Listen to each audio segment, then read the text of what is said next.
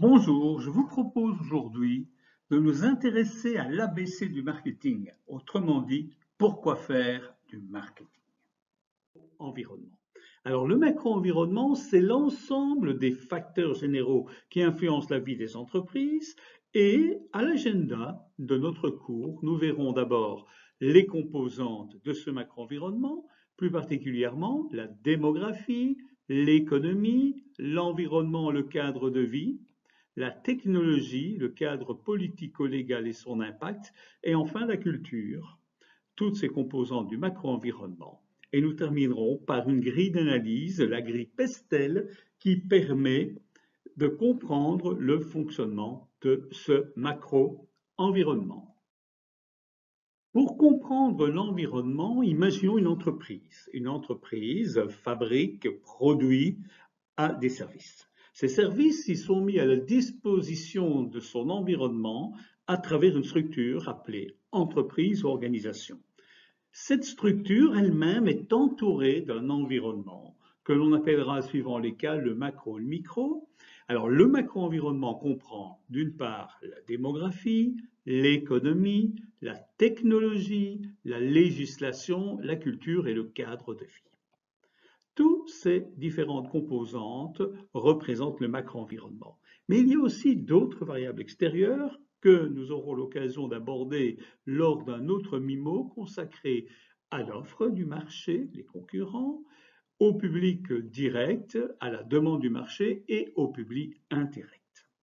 Entrons maintenant plus précisément dans ce macro-environnement. Alors, le macro-environnement, ce sont les composants dont nous avions déjà parlé, c'est-à-dire tous les facteurs généraux extérieurs à l'entreprise qui déterminent la structure, le fonctionnement et les actions marketing de l'entreprise. Si l'on analyse ces différentes composantes, nous allons commencer. La démographie constitue la première composante du macro-environnement. C'est un élément essentiel de l'environnement de l'entreprise car l'entreprise n'a aucun contrôle. Or, la population constitue un réservoir des marchés de l'entreprise. Sans population, pas de consommateurs et sans consommateurs, pas de marketing. Première caractéristique de la démographie, c'est une croissance démesurée et inégalitaire de la population. En fait, on peut regarder d'abord les pays en voie de développement qui constituent 3/4 de la population mondiale. Là, les progrès de la technique et des campagnes de sensibilisation ont sensiblement réduit la mortalité infantile et augmenté le taux de natalité. Toutefois, dans les pays occidentaux, les taux d'accroissement naturel de la population sont très faibles. Et quand la population s'accroît, les marchés se développent, sous réserve d'un pouvoir d'achat suffisant, bien évidemment. Toutefois, si les consommateurs, ce qu'on appelle la demande du marché, exercent une trop forte pression sur les ressources existantes, les prix risquent d'augmenter, le pouvoir d'achat des consommateurs va diminuer. Si l'on regarde la pyramide des âges qui nous est présentée sur le graphique, il s'agit de l'évolution de la pyramide de la France, dans laquelle je vais revenir dans quelques instants. Deuxième caractéristique importante, c'est ce qu'on appelle les modifications intergénérationnelles et l'atomisation. Les générations ne se ressemblent pas, les jeunes ne vivent plus comme leurs aînés, la vie en couple s'est modifiée. Elle est moins fréquente chez les jeunes qui quittent aussi le domicile parental plus tardivement. Leurs unions sont plus instables, la proportion de familles monoparentales a connu une croissance importante au cours du siècle dernier. Mais une des caractéristiques à laquelle le consommateur est le plus sensible, c'est le vieillissement de la population. Alors, les implications sont importantes sur la vie de l'entreprise. Le renouvellement faible de jeunes consommateurs interpelle les entreprises actives sur le marché du jouet, les aliments pour bébés, les publications destinées à la jeunesse. Par contre, des entreprises s'orientent sur le marché du 3e et du 4e âge, ce qu'on appelle les seniors. Publications spécialisées, produits financiers, assurance pension, assurance dépendance, médicaments spécifiques, maisons de repos, aide à domicile, centre de télésurveillance, tout est fait pour satisfaire ces marchés particuliers. Enfin, En dehors de la population et de son vieillissement, on va voir apparaître une certaine mobilité géographique et une société pluriculturelle. Alors, pour savoir, les mouvements migratoires ne sont pas récents. Ils ont toujours eu lieu des villages vers les villes, quoique avec l'apparition d'épidémies, quelquefois les gens ont déserté les villes pour retourner vers leur village, mais aussi on a des migrations beaucoup plus importantes. Notamment sont apparues les migrations dues à l'état de guerre ou même des migrations dues aux modifications climatiques. Alors à côté de ces migrations traditionnelles, on a vu apparaître les migrations de loisirs, ce qu'on appelle l'héliotropisme ou la littoralisation.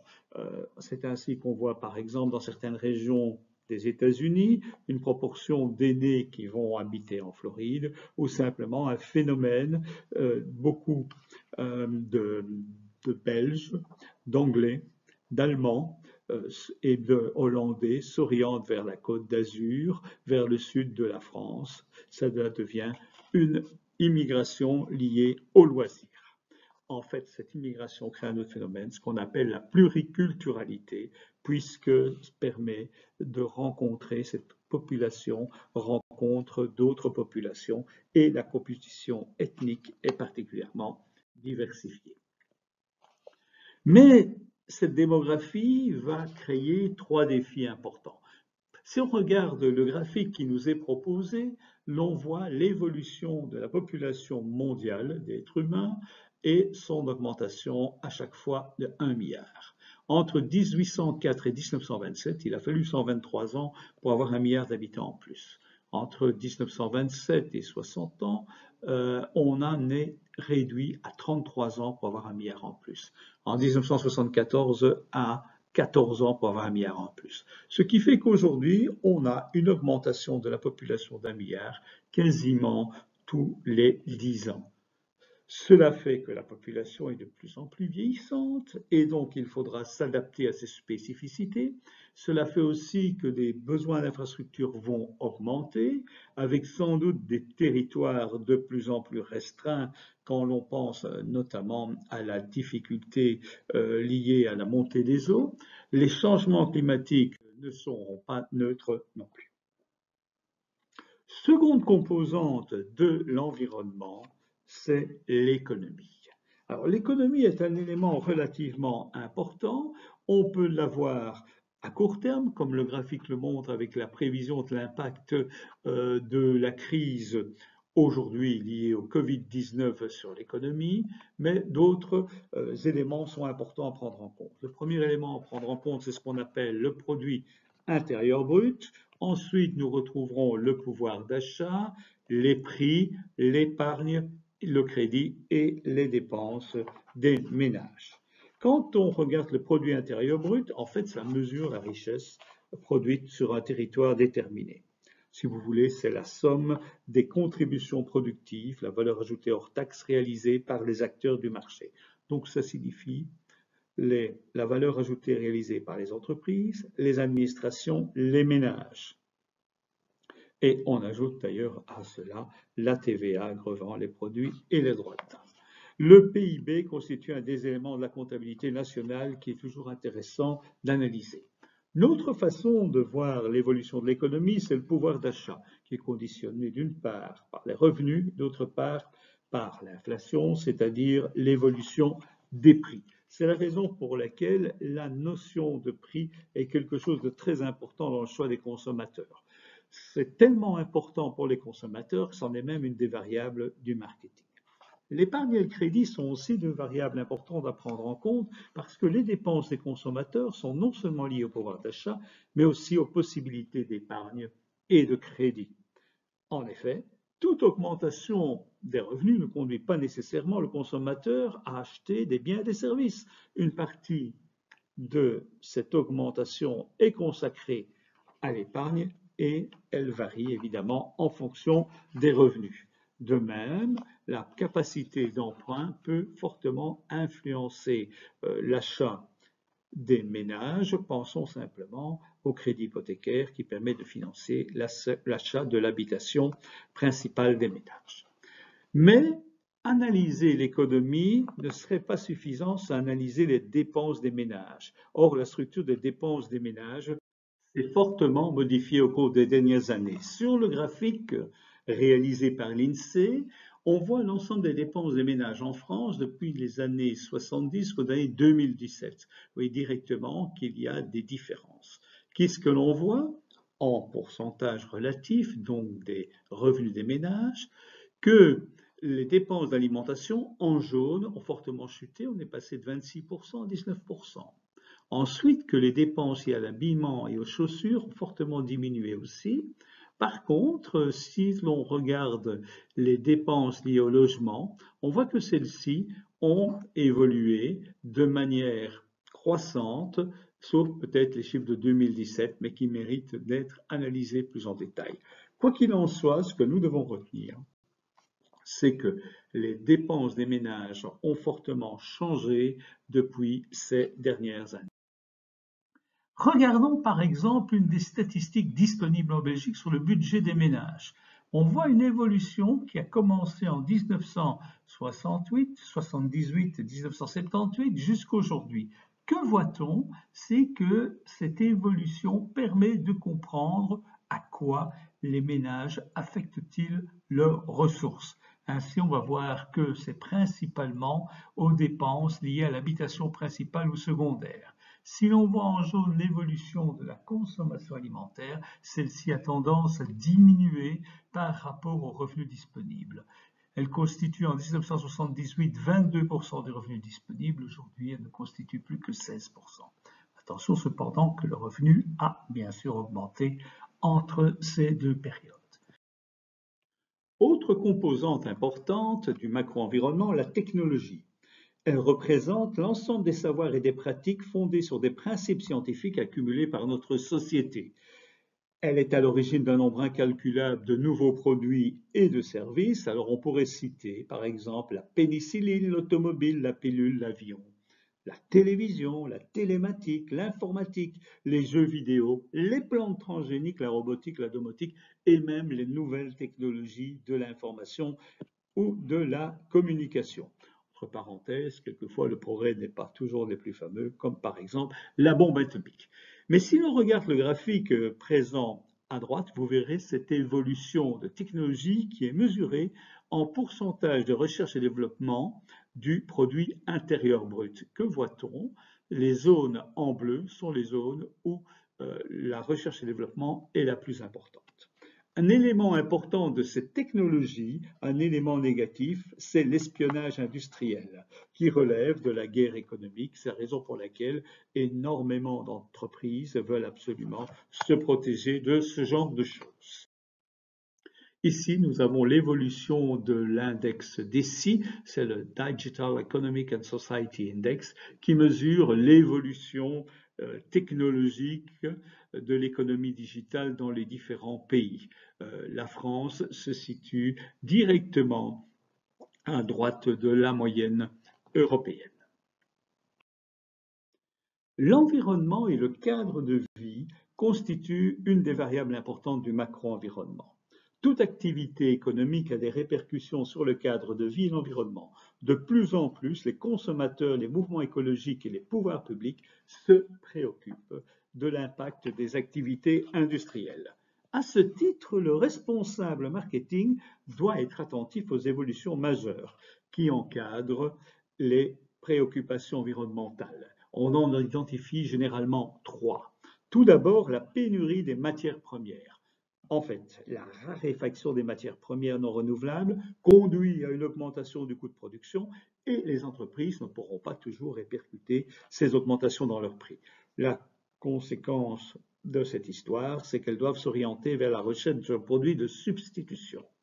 Ensuite, le coût de l'énergie augmente et les entreprises devront diversifier leurs sources d'approvisionnement, chercher de nouvelles sources, l'éolien, le photovoltaïque ou dans le secteur automobile de nouveaux carburants. Non seulement des nouveaux carburants comme l'hydrogène ou l'énergie électrique, mais aussi sans doute une autre façon de produire et de consommer, voire de partager l'automobile. L'accroissement de la pollution est un troisième élément important. En fait, c'est à la fois une opportunité pour le responsable marketing, car un marché va se créer pour les dispositifs de lutte contre la pollution et les emballages non polluants et biodégradables, mais c'est aussi une contrainte, car les pouvoirs publics veillent au grain. La lutte pour la mobilité contre la détérioration des ressources naturelles est présente à tous les niveaux de représentation des pouvoirs publics.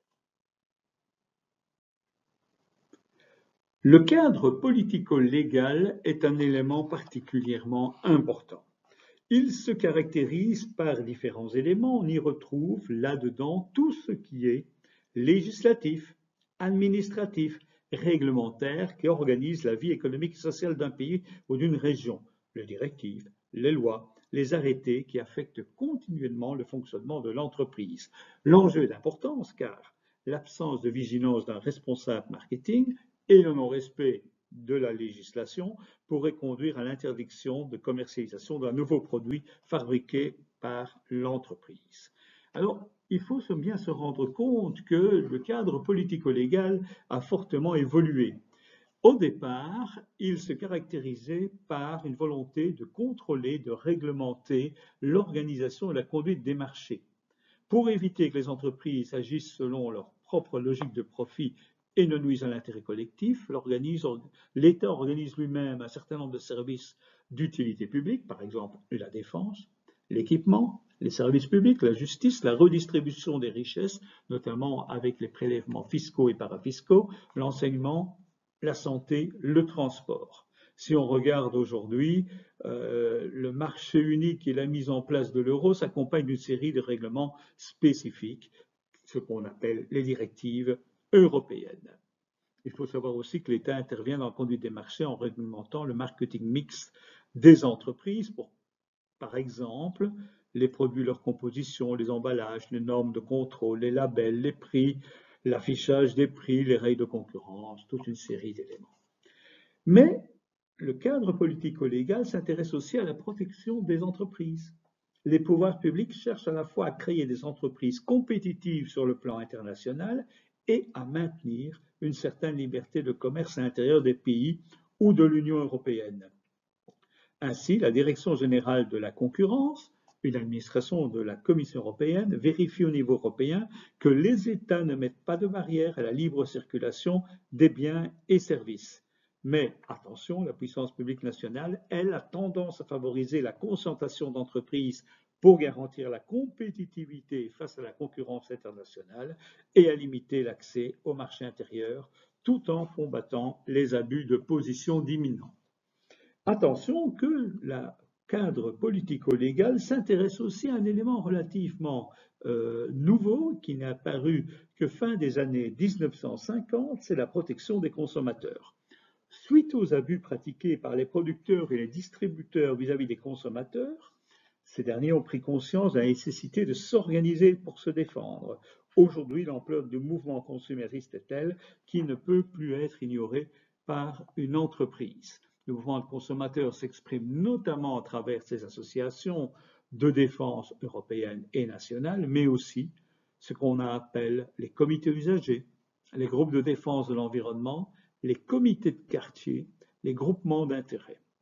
Du point de vue marketing, ces associations constituent une menace et une opportunité pour l'entreprise.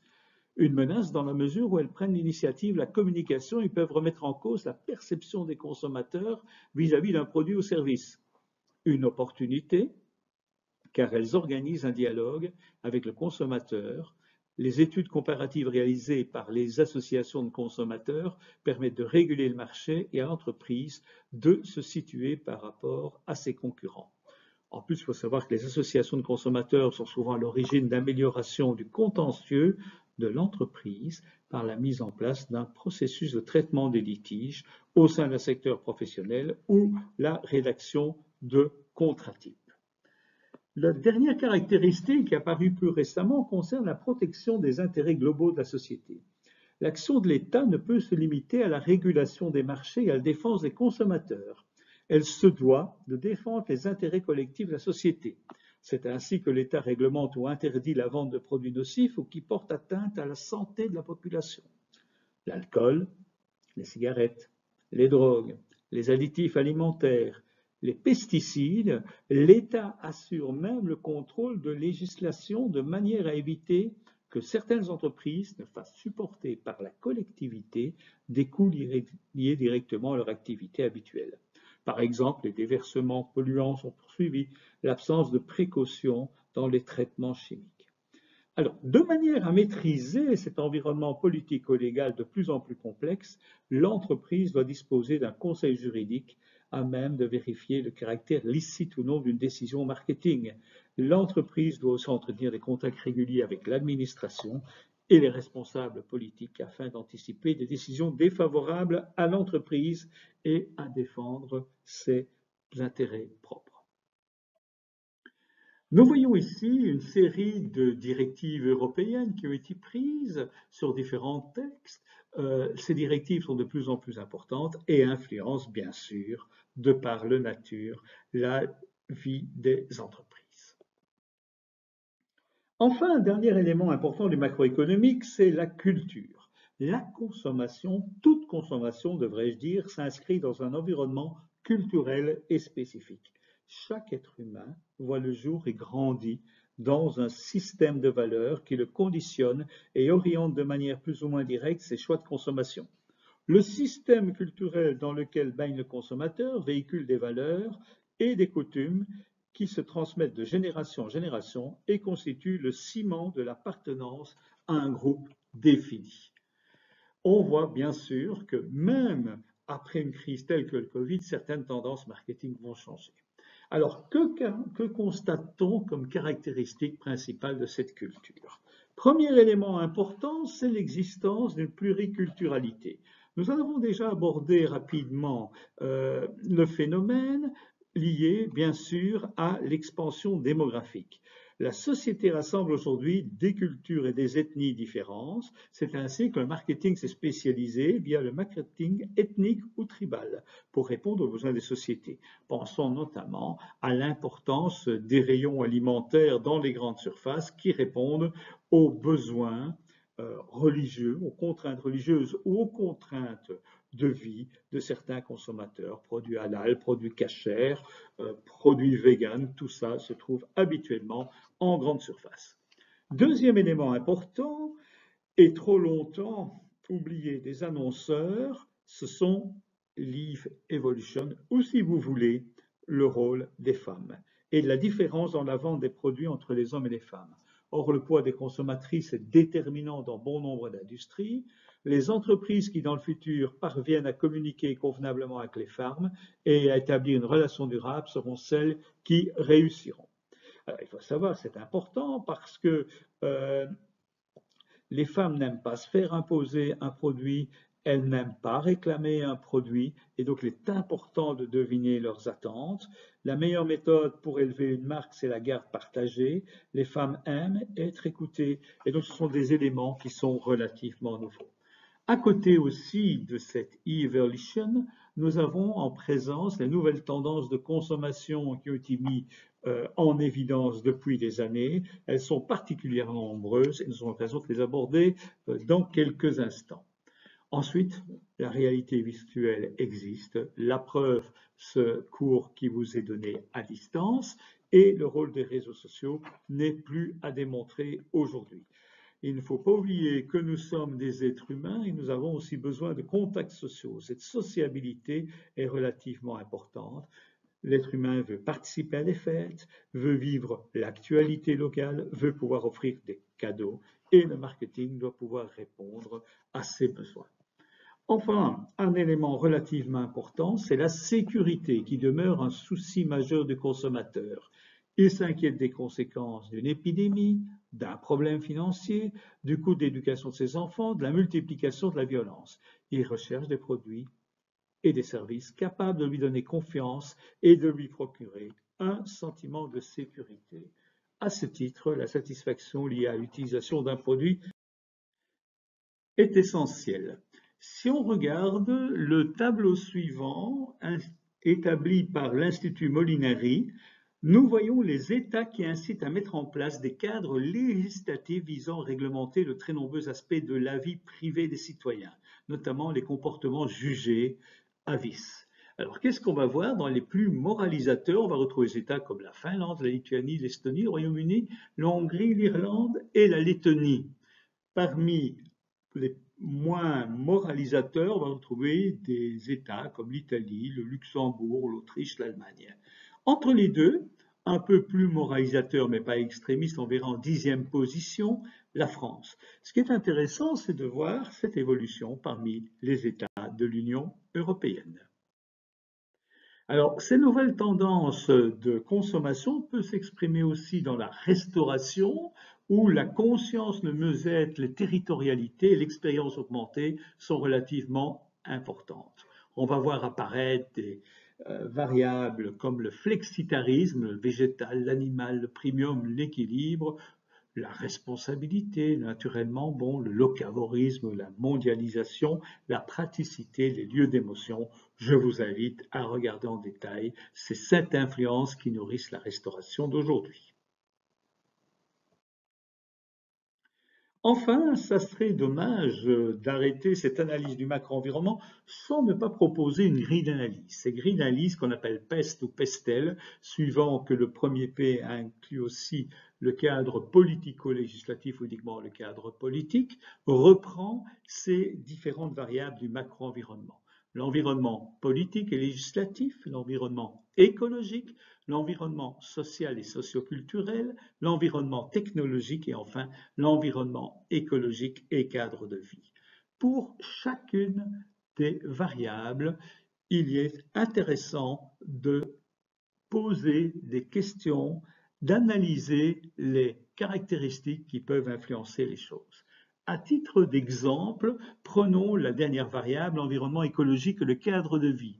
La pénurie des matières premières, le coût de l'énergie, l'accroissement de la pollution, la fiscalité sur les matières premières, les règlements anti-pollution et anti-déchets, tout cela évolue. La connaissance et les préoccupations écologiques permettent de développer une image et d'éviter l'abandon de clients déçus par des pratiques d'entreprise qui ne correspondent pas à leurs convictions. Nous aurons bien sûr à côté de ça toute une série de questions que je vous invite à parcourir pour comprendre quel est l'environnement de votre entreprise.